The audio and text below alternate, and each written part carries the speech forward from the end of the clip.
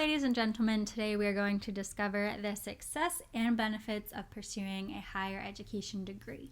We will also answer the question, why higher education? Before we get into it, let me tell you a little bit about my higher education journey. So my name is Maria Del Palazzo. I am a 2020 graduate. I received my bachelor's in elementary education. I'm a first-generation college graduate.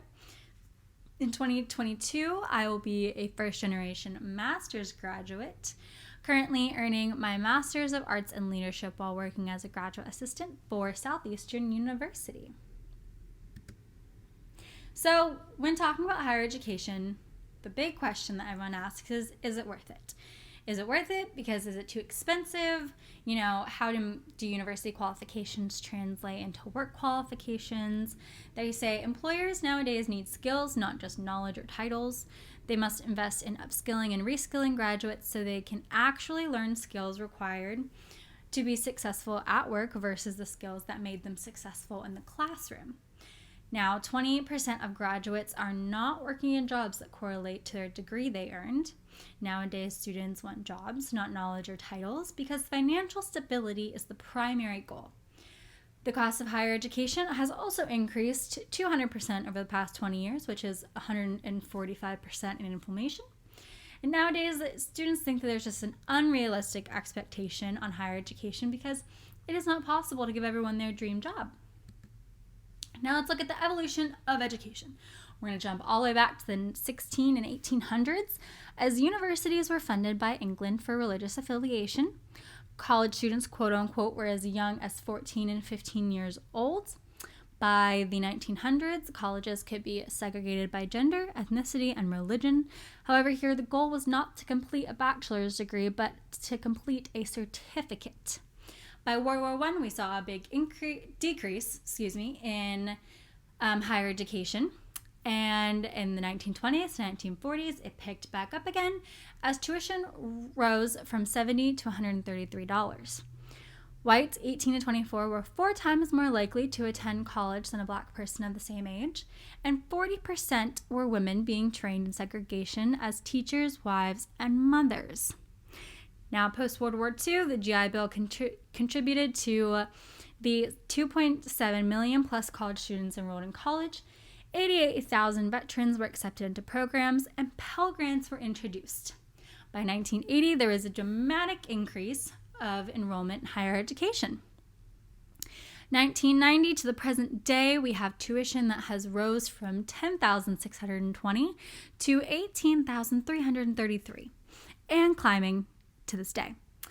2010, college dropouts were at 17.3%, and now over 19.9 million students were enrolled in 2013, which is way more nowadays than back then. So, higher education as an industry. What is higher education, you might ask? Well, higher education is a large, complex, and changing industry. It enrolls some 19 million students, employs 3.4 million people, which is 3% of the entire U.S. labor workforce. There are over 4,000 degree-granted institutions, which consists of public colleges and universities, private nonprofit schools, and private for-profit educational firms. Institutions are called to expand their mission in order to cater to the ever-changing labor markets to include all age ranges. Institutions are in constant competition with each other to gain students for revenue resources because more students is more donations, which is more government grants and aids, and it becomes a popular location for star athletes. Now, each institution acts and creates their own mission, however, all incorporate 3 primary goals: teaching, resource, and public service. So who needs higher education? I'm so glad you asked. We're going to look at the higher education levels. So there are 4 levels. You have your associate's, your bachelor's, your master's, and your doctoral degree. Now, the average age in four-year university, ages range from 18 to 24, and that is our prime demographic for this presentation. There is a small percent of students that are 25 to 29, and we will see that on the next slide for more information. So gender and ethnicity. percent of students enrolled in bachelor's or higher, understanding obviously bachelor's, you're around 22 or 23 post-graduating. That's the average. You have 40.1 are non-Hispanic whites ages 25 and older. You have 26.1 blacks 25 and older. 58.1 are Asians 25 and older. And 18.8 are Hispanics 25 and older. Now, keep in mind that is the bachelor's degree and your master's and your doctoral degree. Now, what kind of personality do you need to have when going into higher education? Quite frankly, higher education encourages self-awareness. So this is a time where you are going to find who you truly are. You're going to find a major that fits your personality, which will in return bring you enjoyment and success in your future career. Now, personality is needed for pursuing higher education. Quite frankly, you just need a desire and a yearn for acquiring skills, behavior, and understanding. And if you haven't already been taught or learned self and time management, this is the perfect time to do that. So looking at the age of undergrad students, we're going to focus on the top bar at the very top, the 4-year public and private nonprofit. Our ages that we're going to focus on here are the 18 to 24, and that's the light purple color. This is just to say that these are the average students that go into a 4-year public or private institution from ages 18 to 24, and that is our prime audience for this presentation. So I think you can create more opportunities for you. I think God has given us a great opportunity to learn about the things we're passionate about, and higher education is one way to do that. I enjoy learning from different people who clearly have more expertise and knowledge about the subject, and think learning and growing in knowledge is something you should continuously do for the rest of your life. And presently, I think a solid way to do that at my age is through school. This is a quote from a friend named Jake, who is over in Amsterdam pursuing his master's degree at the age of 23. So, why higher education? There are opportunities and there are benefits. Opportunities: you receive training in your specific field. You are pushed to understand complex subjects, think analytically, and communicate effectively. You learn a broad range of skills that open doors for unexpected opportunities. There are various advancement opportunities with a college degree. You acquire more qualifications than what is just needed in your degree field. You hold and have higher value as a candidate seeking job opportunities.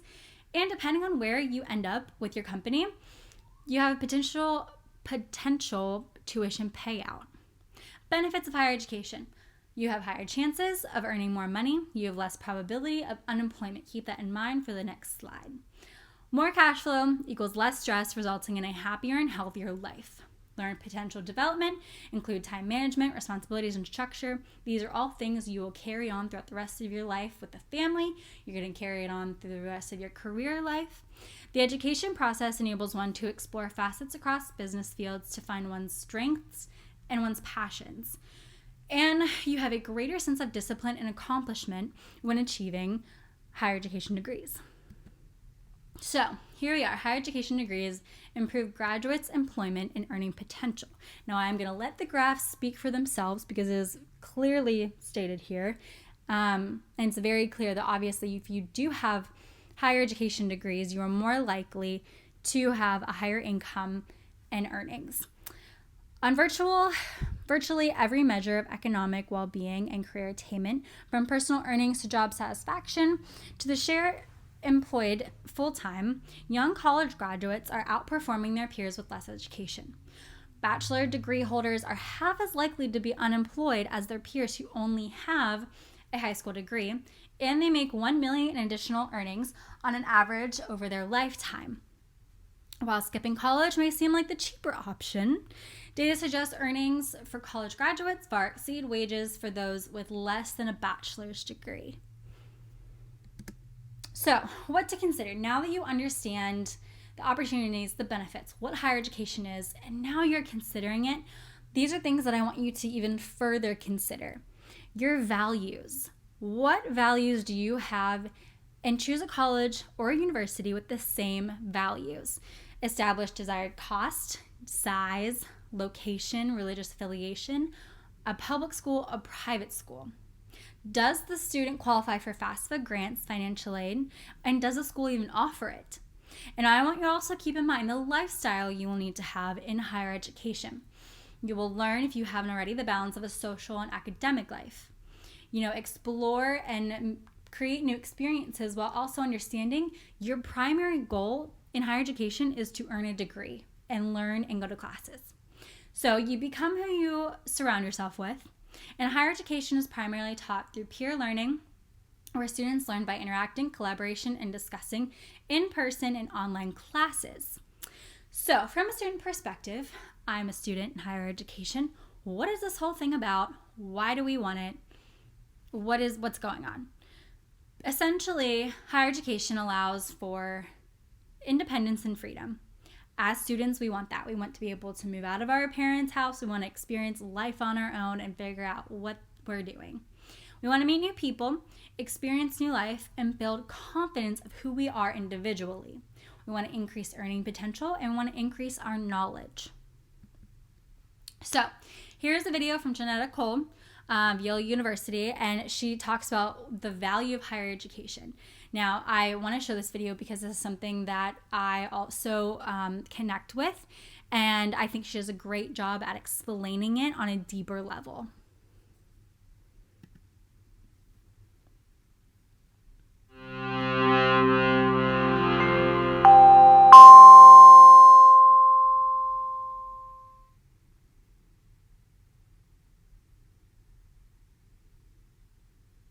I would say that we could get pretty widespread agreement on what I'm going to call the first purpose of higher education. And it is through this amazingly powerful and at times magical process of teaching and learning. The purpose is for students to come to better understand the world. There might be some disagreement on what I say is the second purpose of higher education, and that is to inspire students to figure out how they can contribute to helping to make the world better. And so I guess in some ways, if I want to be a little reductionist about this, it's to say that I think higher education really is about scholarship, but it's also about service. It's about creativity and matters of the mind, but it's also, or at least it should be, about matters of the heart and the soul.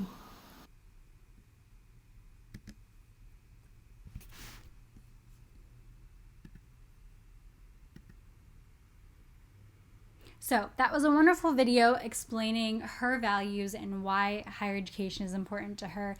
I really liked how she pointed out that higher education is about scholarship, yes, but it's also about service, and it's about finding who we are individually, what our hearts and passions are, and how we can then go from the university, from the institution, and exhibit that and spread that throughout the world.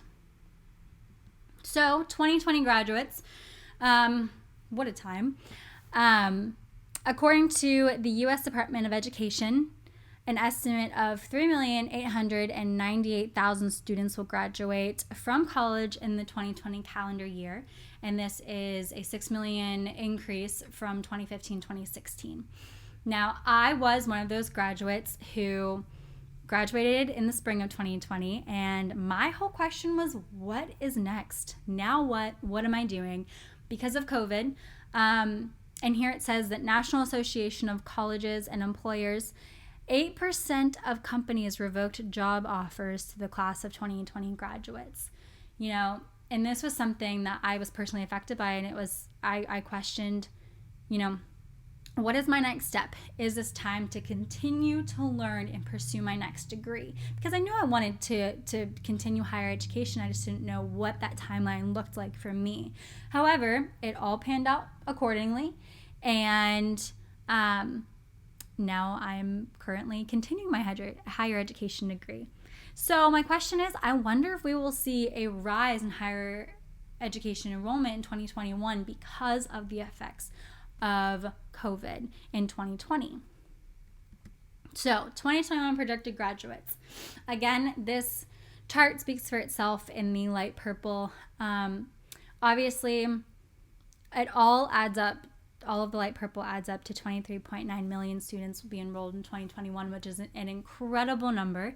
However, this could be you. You know, it is the time to now invest in your future. And if you're wondering what is next, what is my next step, what is my next journey, I really, really encourage you to think about higher education, about what your next step is.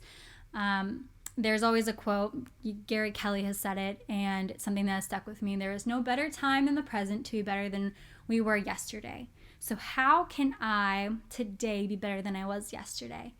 And back in the spring of 2020, that was saying, okay, you know what? I'm going to go for my master's degree, and I'm going to start furthering my higher education even more today than I was yesterday. So thank you. I hope this encourages you, and potentially you will be a part of the 23.9 million students in the 2021 calendar year of enrollment for higher education. So thank you.